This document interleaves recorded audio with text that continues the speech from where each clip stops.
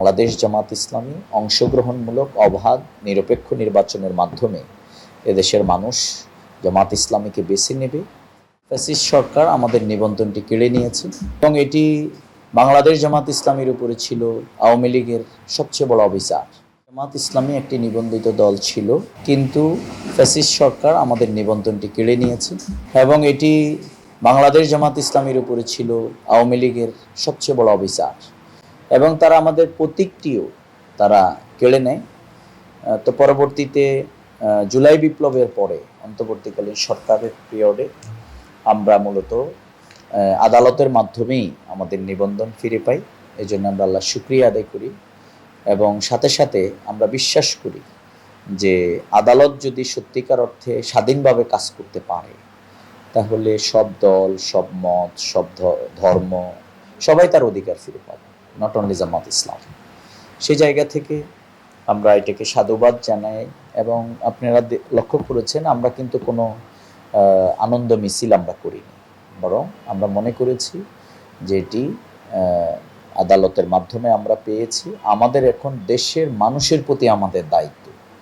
এই জন্যে আমরা সাথে এটাও বলতে চাই, যারাই আসলে ক্ষমতায় যেতে চায়, জনগণের নিয়ে যারা কাজ করেন, জনগণের অধিকার নিয়ে, তাদের প্রত্যেককেই যেই ক্ষমতায় যেতে চায় তাকে তত বেশি সেবক হওয়া প্রয়োজন,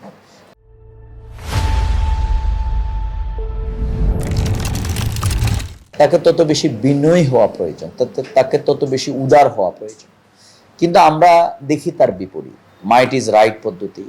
আমরা দেখি এখানে আগের মতোই সেই অবিচার, জুলুম এগুলো যদি চলতে থাকে তাহলে দেশের জনগণ আসলে এগুলো ভালোভাবে দেখে না। এই জন্য বাংলাদেশ জামাত ইসলামী আমরা যেহেতু ইসলামিক রাজনৈতিক দল, আমরা এটিকে আমাদের ফেথ অ্যান্ড বিলিভের জায়গা থেকে আমরা মনে করি আজকের এই নিবন্ধন ফিরে পাওয়ার মধ্য দিয়ে আগামী নির্বাচনে বাংলাদেশ জামাত ইসলামী অংশগ্রহণমূলক অবাধ নিরপেক্ষ নির্বাচনের মাধ্যমে এদেশের মানুষ জামাত ইসলামীকে বেছে নেবে এবং আমরা সত্যিকার অর্থে ইনসাফ ভিত্তিক যে সমাজের স্বপ্ন দেখি আমাদের জুলাই বিপ্লবের মাধ্যমে আমরা সেটি প্রতিষ্ঠা করতে সক্ষম হব। সেই লক্ষ্যেই আমরা তৃণমূল পর্যায়ে আমরা কাজ করে যাচ্ছি, আমরা জনগণের পাশে যাচ্ছি, তাদের কথা শুনছি এবং মানব সেবাটাকে আমরা সবচেয়ে বেশি অগ্রাধিকার দিচ্ছি। ইতিমধ্যে আপনি অনেক হিন্দু নেতৃবৃন্দের, বৌদ্ধ, বিভিন্ন ধর্মের লোকেরাও জামাত সম্পর্কে তাদের অভিব্যক্তি, উচ্ছ্বাস তারা প্রকাশ করেছে। তা আমরা এটাকে দেখতে চাই, মূলত এটাকে কাজে পরিণত করবার জন্য আমাদের দায়িত্ব, আমাদের রেসপন্সিবিলিটি, ডিউটিটাই কিন্তু বেশি।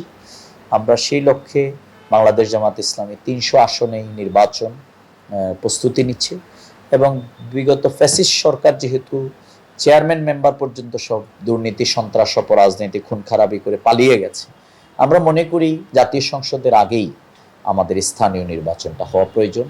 সেই জন্য বাংলাদেশ জামাত ইসলামী সেই লক্ষ্যেও কাজ করছে এবং তৃণমূল পর্যায় পর্যন্ত আমাদের নেতাকর্মীরা মানব সেবার জন্য ক্ষেত্রে ভূমিকা রাখছে। ঈদুল আজহায় আমরা গতকালকে প্রথম দিন ছিল ঈদের দিন আমাদের কুরবানি, এরপরে গতকালকে আমরা প্রতিটি এলাকায় এলাকায় আমরা কোরবানি দিয়েছি এবং মানুষের, অসহায় মানুষের পাশে আমরা দাঁড়াবার জন্য চেষ্টা করছি।